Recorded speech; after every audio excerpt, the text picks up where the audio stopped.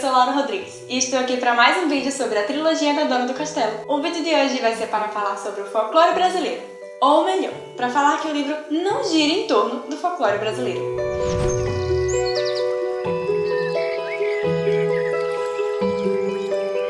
Antes de começar esse vídeo, eu quero pedir para que você curta esse vídeo, se inscreva no nosso canal e nos siga nas nossas redes sociais para ficar por dentro de tudo o que acontece no universo da Dona do Castelo. Para começar, eu preciso avisar que o livro ele tem todas as influências que o Brasil tem culturalmente. Como assim?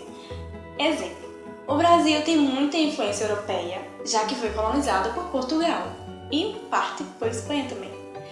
E tem muita influência indígena e africana por causa dos escravos e dos índios que já habitavam aqui. Logo, temos muita mistura de cultura, de tradições e de jeitos de viver. E tudo isso foi usado para colocar no livro, de um jeito que ficasse bem característico do Brasil, aquela coisa que é a cara do Brasil.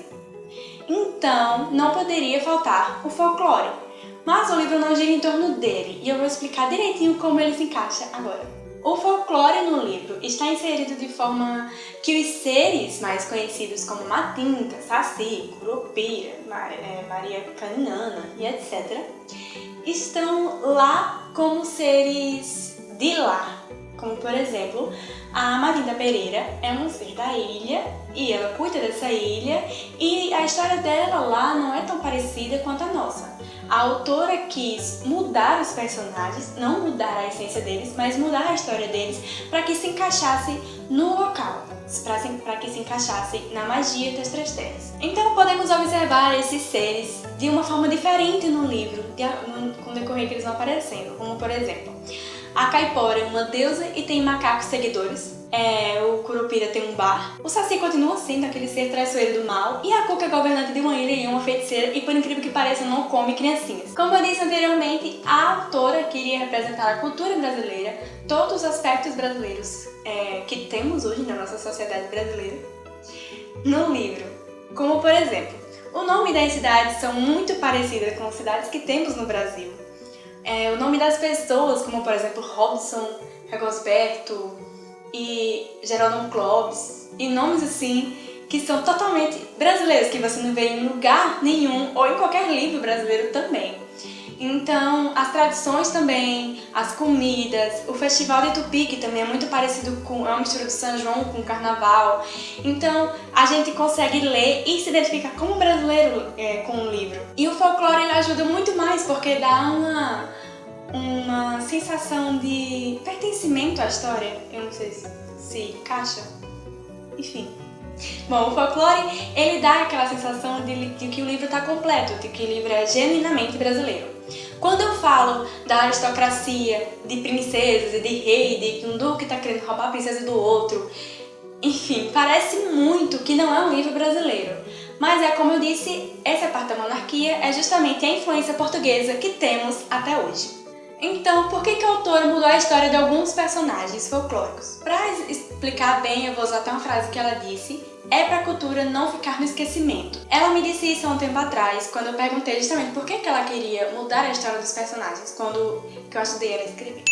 Quando a gente estava conversando sobre os personagens. Muita gente conhece o Saci, a Cuca e o Curupira, talvez por causa desse Tupi-Capão Amarelo. Mas ainda assim tem muitos personagens folclóricos que não são muito conhecidos, como por exemplo Matinta Pereira, que é mais conhecida só aqui no Nordeste, e com a Florzinha também. Maria Caninana, que é uma coisa mais do Norte. Boiúna também, uma coisa mais do Norte. Os próprios deuses indígenas em si não são muito conhecidos. No máximo você conhece Yara ou Tupã, por exemplo. Colocar esses seres no livro de forma que eles se encaixem no mundo faz parecer que é uma coisa mais não ligado a isso, não voltado para isso, mas que eles pertencem à história, ele pertence ao mundo mágico das Três Terras, por exemplo. É mais como uma forma de mostrar o folclore e criar dúvidas sobre ele, para que as pessoas pesquisem mais depois, para conhecer mais a história do folclore brasileiro, que anda tão esquecido. Então a gente vê todos esses personagens interferidos na história, ajudando os personagens ou piorando a situação de Julie, que já é ruim, Ou personagens que não estão nem aí, como por exemplo a Cuca. Ela tá lá só para os próprios interesses e aí você não decide se tem ranço dela ou se simplesmente ignora ela. Mas são personagens muito bons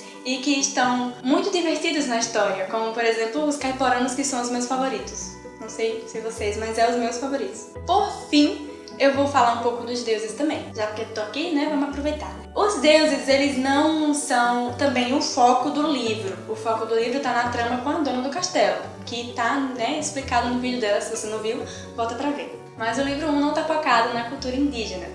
Logo temos apenas citações dos deuses, como Tupi, que é o deus primordial, né, na história das Três Terras, é o deus principal. Também é citado Tupã e Yara, né, que certa pessoa tem um crush em Yara, mas tudo bem, que eu não vou dizer também spoiler. Então, resumindo, para encerrar, o folclore brasileiro e os deuses indígenas não são o foco da trilogia, mas fazem parte do universo para deixar tudo mais com aquele jeitinho brasileiro, aquela cara de Brasil, como todo mundo ama. É isso!